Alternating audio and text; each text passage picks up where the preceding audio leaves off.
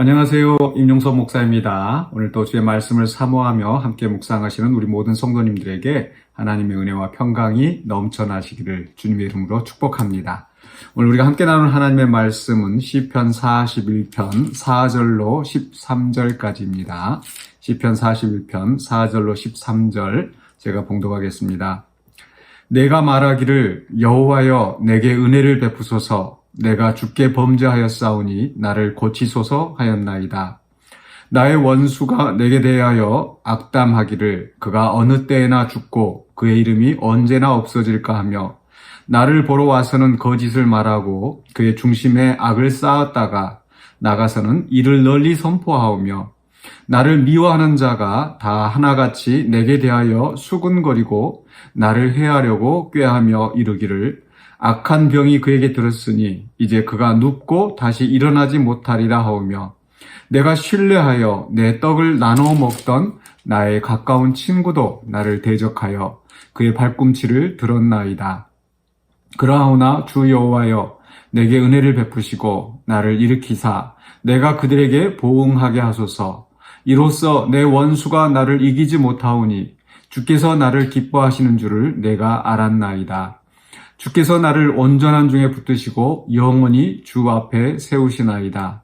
이스라엘의 하나님 여호와를 영원부터 영원까지 송축할지로다. 아멘, 아멘. 네, 사람들에게 시달릴 때라는 말씀의 제목으로 오늘 본문을 함께 살펴보기를 원합니다. 41편은 1절로 3절까지가 한 연이고, 이제 오늘 봉독한 말씀 4절부터 이제 새로운 연이라고 할 수 있겠습니다. 1절에서 3절까지는, 대상이 이제 그를이라는 3인칭 단수로 나오죠. 그래서 하나님께서 그를 지키사, 여호와여 그를 지키사, 또 그를 병상에서 붙드시고 해서 그 3인칭 단수로서 이제 객관적인 언어로 하나님께서 그 가난한 자를 보살피는 의인들을 또 의인들에게 은혜를 베푸시는 하나님이라는 어떤 그런 신앙적인 원리를 소개하고 있습니다. 그러나 오늘 이제 봉독한 말씀 4절에서는 이제 내가 말하기를 또 나를 붙드시고 또 나에 대해서 이야기를 하고 있죠. 시편 저자 자신의 그 경험을 이야기하고 있습니다. 근데 이 뒷부분에서 이제 그 두드러지게 나타나는 부분은 바로 이 사람들에게 시달리고 있는 이 시편 기자의 모습입니다. 5절부터 9절까지가 나와 있는데요. 5절에서 나의 원수가, 또 7절에서는 나를 미워하는 자가, 또 9절에서는 내가 신뢰하여 내 떡을 나눠 먹던 나의 가까운 친구도 나를 대적하여. 그러니까 한마디로 모두 다 지금 원수들에게 둘러싸여 있는 이런 상태입니다. 나의 원수, 나를 미워하는 자. 더 나아가서는 나와 가까웠던 그런 친구조차도 나의 원수가 돼서 나를 대적하고 있는 이러한 상황인 거죠. 그 사람들이 일을 하면서 가장 힘들 때 또는 정말 일을 그만두고 싶을 때가 바로 이 동료들과 사이가 좋지 않을 때, 사람들에게 시달릴 때라고 합니다. 그러니까 일이 힘들어도 같이 함께 일하는 사람들이 마음이 맞으면 또 그 어려운 일들을 해냈다는 그런 성취감도 있고 또 할만할 수도 있습니다. 물론 일하는 것 자체가 힘들 수도 있지만 더더욱 힘든 것은 아무리 일이 힘들지 않아도 사람들이 나를 미워하고 또 사람들이 나를 헐뜯고 이랬을 때 아마 더 훨씬 괴로울 것 같습니다. 오늘 시편 기자가 그런 심정을 고백하고 있는 겁니다. 5절에서 나의 원수가 나에 대해서 악담을 합니다. 어떤 악담을 합니까? 그가 어느 때나 죽고 그의 이름이 언제나 없어질까 하며, 그러니까 내가 죽기를, 내가 잘못되기를 바라는 겁니다. 그러면서 6절에 나를 보러 와서는 거짓을 말하고 그 중심에 악을 쌓았다가 나아가서는 이를 널리 선포하며, 그러니까 나를 보러 와서 거짓을 말한다는 것은 뭐 아첨하면서 말하는 것일 수도 있고 또 그 거짓된 말들로 나를 속이는 것일 수도 있고요. 더군다나 이제 그의 중심에 악을 쌓았다가 나아가서는 이를 널리 선포한다. 와서 뭔가 트집 잡을 게 없나. 또 그 잘못된 것을 이렇게 곡해하여서 밖에 나가서 험담하고 중상모략을 하고 이렇게 하는 겁니다. 또 7절에서도 나를 미워하는 자가 하나같이 내게 대하여 수군거리고 나를 헤아리고 꾀하이르기를 악한 병이 그에게 들었으니 이제 그가 눕고 다시 일어나지 못하리라. 이제 아까 앞에서는 이제 바라는 정도 있었죠. 언제나 그의 이름이 없어질까? 언제나 저 사람이 죽을까?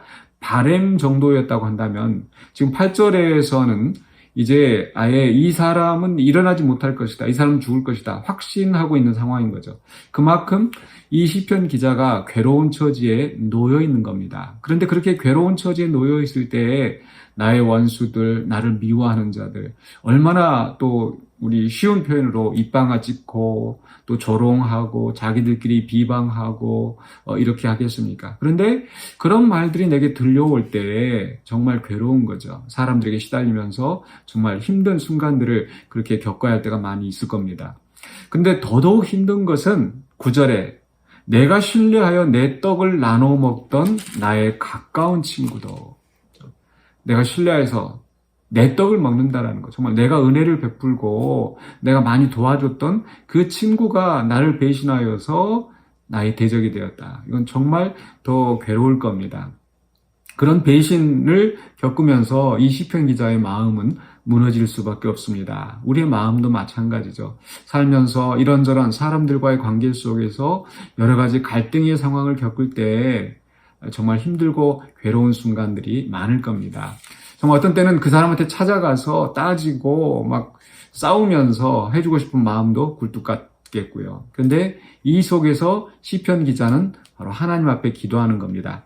오늘 5절부터 9절까지 이게 사람들에게 시달리고 있는 그 시편 기자의 심정이 나와 있는데, 상황이 나와 있는데, 그 상황을 둘러싸고 앞에 4절에서 그리고 10절에서 이 시편 기자는 하나님 앞에 기도하는 겁니다. 어떻게 기도합니까? 4절에서 내가 말하기를 여호와여 내게 은혜를 베푸소서.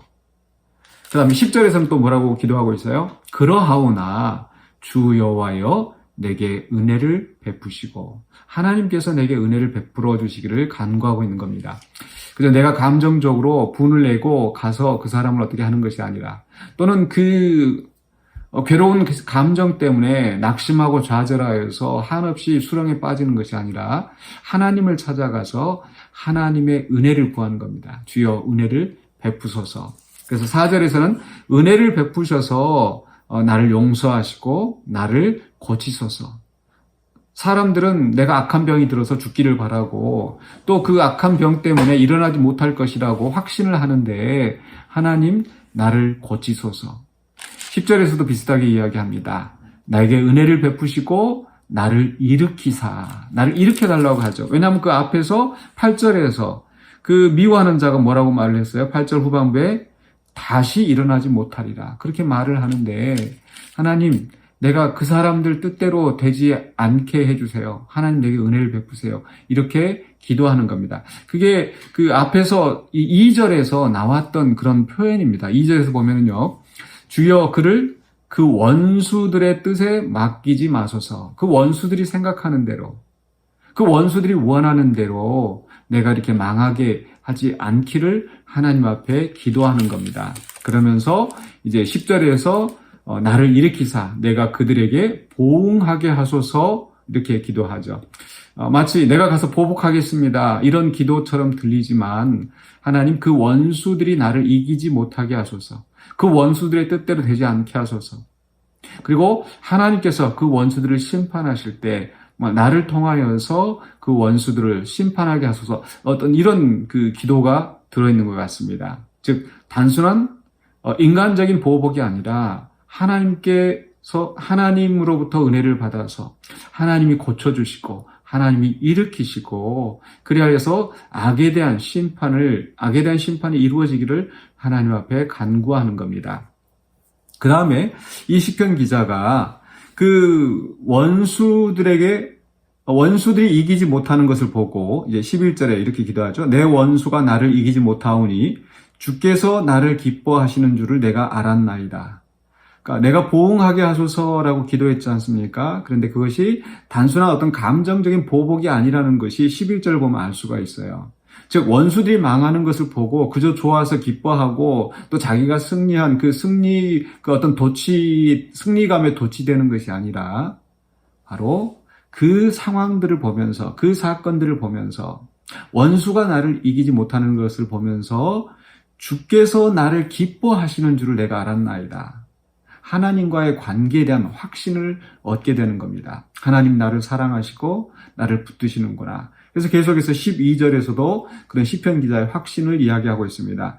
주께서 나를 온전한 중에 붙드시고 영원히 주 앞에 세우시나이다. 그러니까 11절과 12절에서는 그 하나님과의 관계가 더 깊어지는 것을 우리가 알 수 있습니다. 하나님 나를 기뻐하시는 줄 정말 내가 알겠다. 하나님이 그의 존전에, 하나님이 그 임재 앞에, 그 주 앞에 나를 세우시는구나 라고 확신하게 되는 거죠. 사랑하는 성도 여러분, 우리가 사람들에게 시달릴 때 정말 괴롭습니다. 힘들고 고통스럽고 그냥 이렇게 육체 질병을 앓는 것도 힘든데 또 어려운 일 당하는 것도 괴로운데 거기에다가 나를 조롱하는 또 나를 미워하는 그런 사람들이 말을 퍼뜨리고 나를 곤란한 지경에 빠뜨리려고 할 때 정말 괴롭고 또 우울감 또는 우울증 심하면은 이런 그 상황에 빠질 수도 있겠죠. 그런데 그 순간에 우리는 하나님 앞에 은혜를 구하십시다. 주여 내게 은혜를 베푸소서. 주여 내게 은혜를 베푸사 나를 일으켜 주시옵소서. 그래서 나를 원수들의 뜻대로 맡기지 마시고 하나님께서 정말 나를 기뻐하시고 나를 붙드시는 줄 알게 하소서 라고 기도할 때 하나님께서 우리를 또 세워주시고 또 승리하게 하실 줄로 믿습니다. 사랑하는 성도 여러분, 오늘 또 그 주님의 은혜를 구하면서 또 믿음으로 승리하시는 우리 모든 성도님들이 되시기를 주님의 이름으로 간절히 축원합니다. 기도하겠습니다.